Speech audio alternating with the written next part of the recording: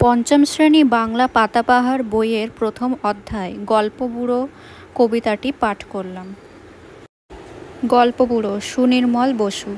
বইছে হাওয়া উত্তরে, গল্পবুড়ো থুত্তরে, চলছে হেঁটে পথ ধরে, শীতের ভোরে সত্তরে। চেঁচিয়ে যে তার মুখ ব্যথা, রূপকথা চায় রূপকথা। ডাক ছেড়ে সে ডাক ছেড়ে, বলছে ডেকে হাঁক ছেড়ে, ঘুম ছেড়ে আজ ওঠ তোরা, আয় রে ছুটে ছোট্টরা। কি আছে মোর টোলপিটায়, দেখবি যদি জলদি আয়।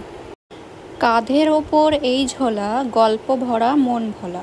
দত্তি দানব যক্ষীরাজ, রাজপুত্তুর পক্ষীরাজ। মন পবনের দ্বারখানা, আজ গুবি সব কারখানা। ভর্তি আমার তোলপিটায়, দেখবি যদি জলদি আয়। কড়ির পাহাড় সার বাঁধা, মানিক হীরা চোখ ধাঁধা। সোনার কাটির ঝলমলে, ময়নামতির টলটল।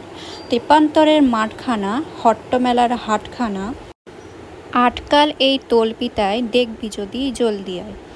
কেশবতী নন্দিনী এই থলেতে বন্দিনী, শীতের প্রহর প্রত্যুষে, আসবে না যে শত্রুষে।